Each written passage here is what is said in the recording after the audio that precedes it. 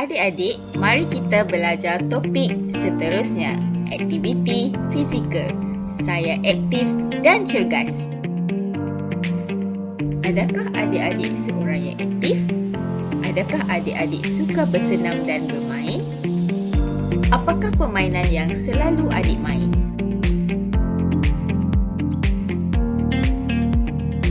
Kenapa kita perlu bermain atau bersenam?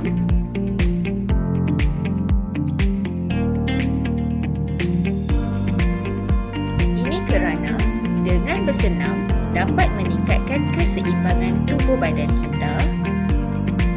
Bersenam juga penting supaya kita sentiasa sihat dan cergas. Seterusnya, dengan bersenam juga dapat mengawal tekanan darah dan menguatkan jantung kita. Yang keempat, dapat membina tulang yang sihat.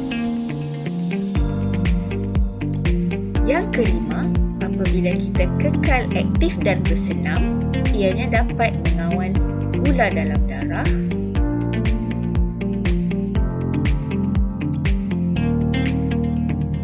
Dan yang terakhir, apabila adik sentiasa melakukan senaman dan kekal aktif, ianya dapat mengawal berat badan dalam julat yang seimbang. Seterusnya, boleh mencegah masalah obesiti.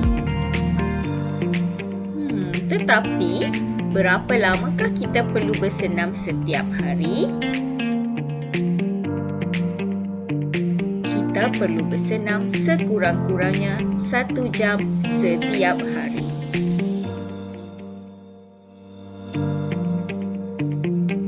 Adik-adik, mari kita lihat jenis senaman yang perlu dilakukan. Adik-adik, mari kita lihat aktiviti senaman atau aktiviti fizikal yang boleh dilakukan dengan berpandukan piramid aktiviti fizikal seperti berikut. Aras yang pertama perlu dilakukan setiap hari. Aras yang kedua perlu dilakukan sekurang-kurangnya 60 minit sehari.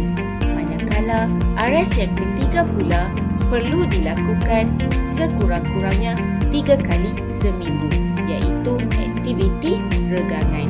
Manakala aras yang terakhir iaitu aras yang keempat, aktiviti ini perlu dikurangkan kerana aktiviti ini adalah aktiviti sedentary atau aktiviti tidak aktif.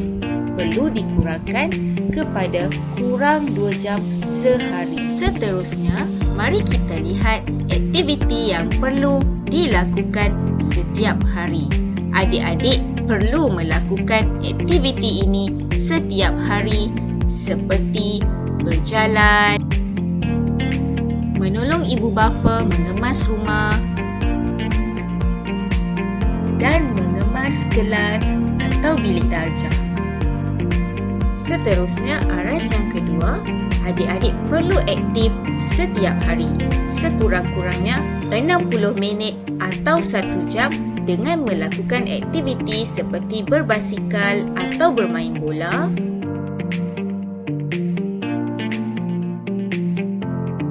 atau seperti aktiviti berjoging, bermain badminton ataupun sebarang jenis aktiviti sukan yang adik gemari dengan syarat aktiviti tersebut mengeluarkan banyak tenaga. Aras yang ketiga pula, aktiviti regangan. Adik-adik perlu melakukan aktiviti regangan sekurang-kurangnya 3 kali dalam seminggu untuk menguatkan tulang dan juga otot.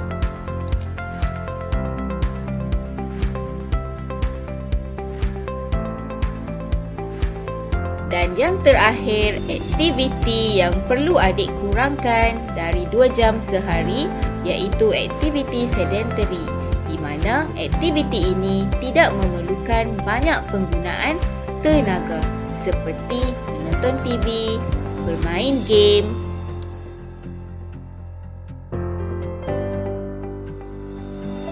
dan melayari skrin.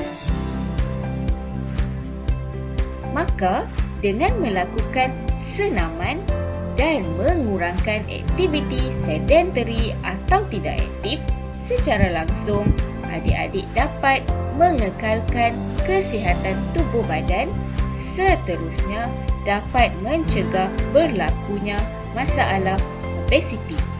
Jadi, adik-adik perlu mulakan senaman daripada sekarang supaya adik-adik kekal aktif dan cergas.